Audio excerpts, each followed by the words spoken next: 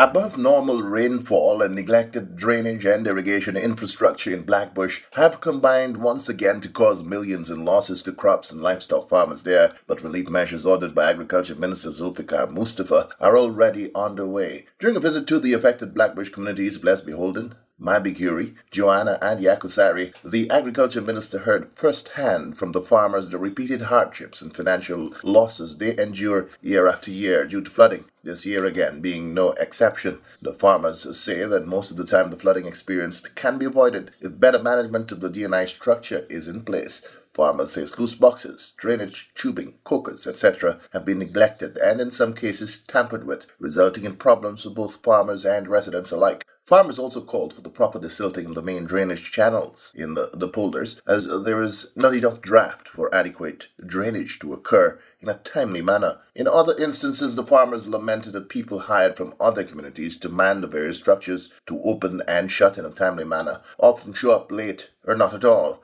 They called for the hiring of persons from Blackbush to monitor the infrastructure during the rains and expected excess water. PIA, right, gave machine to them operator, right, for cut this big dam by 2020 day. Put on one tube in there for more than 4 feet, or 4 feet. And then dig that trench there now, deep, if you drive where you know, if the trench not deep and the tube in there so deep, more load than this trench, right? So during the dry weather now, they might take water from here, forgot it. At present now, the tube in run back the water back so to hold the on. trench. Before NDIA machine would have done that, somebody got to request that. Who requested? Well, that the operator, I work there, I just know who. What the engineer there? Who were? Yes, you know about that? What the gentleman talking about? Well, you want to carry and show you? You don't know? When I said when it was done, when that done? When that happened? That happened like early this year or half of last year. No, it happened. So that is one of the issues here. So No, that is not it. That one, right?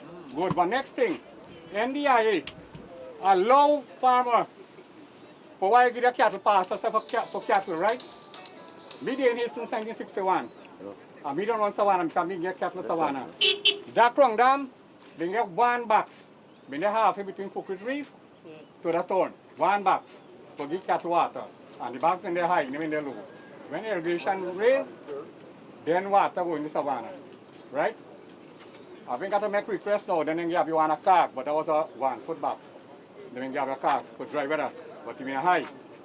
Now if you go up on the Krong Dam right through, you get tube in there. What taking water, right? What taking water.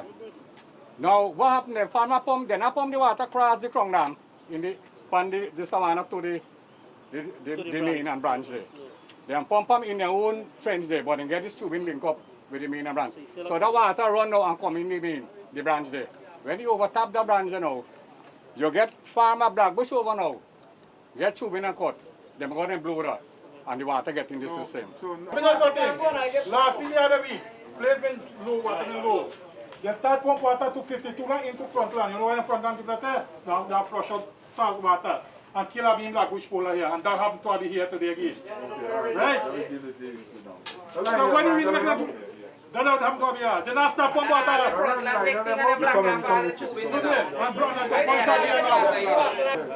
Here, all the tube in there were for the high level trenches. One lap. Or the one take out completely because the footprints of water get into to this trenching. So that gave instructions since my Curie that they must go tomorrow. The engineer, the water users and other people to go and monitor it and close all those boxes and tubes. Okay. If you don't want to break the thing, you get one structure they have it on the 52 trenches. Need to make back so you can lock off this water, this part here back there. So even the savanna water will come, it can come. It can come to the trench. Farmers say flooding this time around has again resulted in losses to rice and cash crops, livestock, and easy access in and out of homesteads due to the state of the dams. As has been his practice since assuming the mantle as Agriculture Minister, Minister Mustafa made several on-the-spot decisions relative to bringing immediate relief to the affected farmers and residents of the four polders. Key among those interventions ordered was for the NDIA to begin work in clearing clogged-up drainage and irrigation channels, and together with the regional administration, ensure that the DNI infrastructure that were compromised be fixed, and residents from the various communities hired to monitor the operation of these important structures on a 24-hour basis. The Agriculture Minister, who was accompanied on his visit to Blackbush by heads of key agencies, gave media operatives an overview of his findings and the interventions ordered.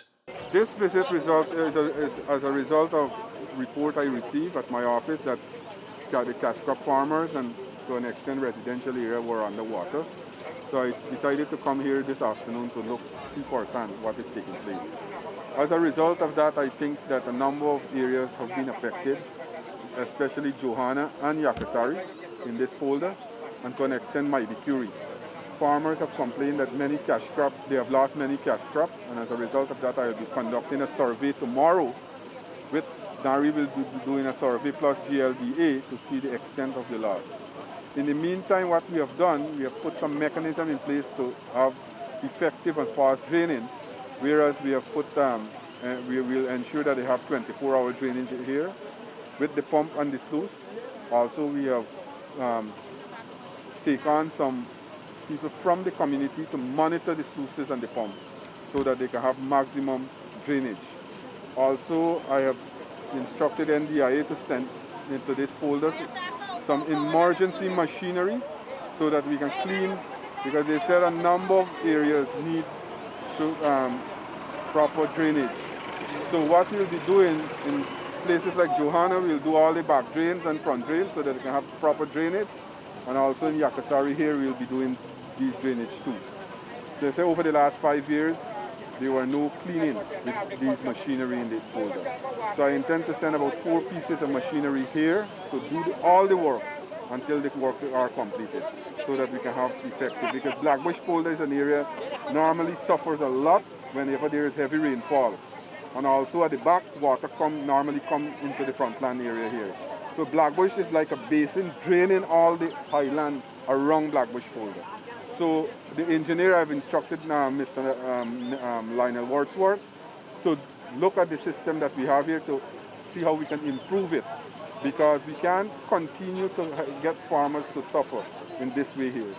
So that is the situation right now in Blackbush. I'm hoping that within another day or 2, we can have the polder drained. But as I said, I will be putting these work in place so that we can have long-term value in terms of these drainage and irrigation in the community.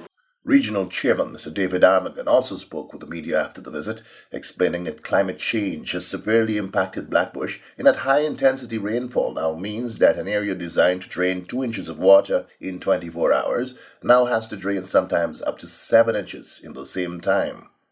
So our system has been designed to take out about 2 inches of water by regular drainage, which is by sluices, in the 24-hour period. But when you get 5 and 7 inches of rainfall almost on a daily basis, you can imagine what is happening. And so even though we have the sluices operable, whenever the tide is low, we open the sluices, and as soon as the water comes up back, we start working the pumps. So the pump is working and the sluices are all working. But the problem is that the amount of water coming into the system from above, and then we have water coming in from the savanna, then we have water coming in from the roadside as well. Because in 4751 area, there are also a high level of water in those areas. And so it's being pushed back into Blackbush polder. So what we're trying to do here is to see how best we can solve the problem. One of the issues that will be looked at tomorrow is the issue of people having pipes at the Uprit Savannah, which is leading into the Blackbush system. So we have to be able to block those pipes or take them out completely, so that you stop the amount of water coming in here. In the meantime, we have employed 2 new persons here in the polder temporarily to make sure that the cokers are open on time and to make sure that the pumps are operable just after the cokers are closed. So that's the two intervention that has been made. And also too, we have problems, as usual here in Blackbush Polar. During the rainy season, there are always problems with streets because the farmers use it, the residents use it, everybody uses the same street. And so when the rain begins to fall, what you find is in the streets, they get very, very muddy and damaged very quickly.